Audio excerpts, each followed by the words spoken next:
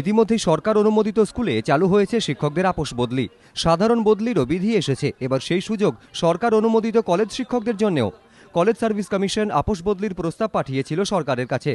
সরকারি সূত্রে খবর, শিক্ষামন্ত্রীর উদ্যোগে তা অনুমোদনের জন্য পাঠানো হয়েছে রাজভবনে। মে মাস নাগাদ কলেজের অ্যাসিস্ট্যান্ট প্রফেসর নিয়োগের ইন্টারভিউ শুরু হওয়ার কথা। অ্যাসিস্ট্যান্ট প্রফেসর পদে আবেদনকারী 13,273, শূন্য পদের সংখ্যা 1800-র বেশি। ইতিমধ্যে প্রায় 2000 আবেদনকারী কোনো না কোনো কলেজের শিক্ষক। কর্মরত কলেজ শিক্ষকদের নতুন করে আবেদনের হিড়িকে বদলির প্রয়োজনীয়তার কথা ভেবেছে সরকার। কলেজ সার্ভিস কমিশন জানিয়েছে, এবছরই চালু হতে পারে বদলি বিধি। প্রায় 1002 যারা কলেজে পড়াচ্ছেন, বিভিন্ন কলেজে পশ্চিমবাংলার তারা পড়াচ্ছেন, তারা আবেদন করেছেন ফ্রেশ পোস্টিংয়ের জন্য। ফলে আমার মনে হয় যে আপোষ বদলি হলে একটা উইন উইন সিচুয়েশন তৈরি হবে। আশা করা যেতে পারে যে এই বছরের মধ্যেই কোনো একটা সময় নিশ্চয়ই সেটা চালু হবে।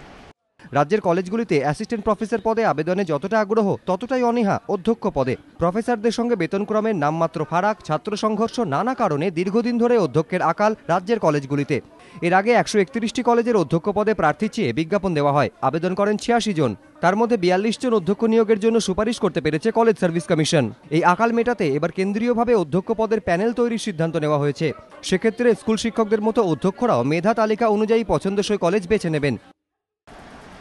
আমরা একটা কেন্দ্রীয় প্যানেল করব, যারা যারা যোগ্য বলে বিবেচিত হবেন, যারা প্যানেলভুক্ত হলেন তাদের থেকে যেমনভাবে অ্যাসিস্ট্যান্ট প্রফেসরের ক্ষেত্রে আমরা কাউন্সিলিংয়ের মাধ্যমে বেছে নিই যে কে কোথায় যাবেন, অধ্যক্ষ নিয়োগও সেইভাবেই ক্যারিড আউট হবে। সরকারি সূত্রে খবর, প্রায় 150টি শূন্য অধ্যক্ষ পদে বিজ্ঞাপন দেওয়া হবে জুন মাস নাগাদ। এক্ষেত্রে রাজ্যওয়ারি কেন্দ্রীয়ভাবে আবেদন করতে পারবেন প্রার্থীরা। আর আচার্যের অনুমোদন মিললে কলেজ শিক্ষকদের বদলির বিধি খসড়া চূড়ান্ত করবে সরকার। প্রাথমিকভাবে ভাবা হয়েছে কলেজ সার্ভিস কমিশন মারফত এই বদলি বিধি কার্যকর হবে। কৃষ্ণেন্দু অধিকারী, এবিপি আনন্দ, কলকাতা।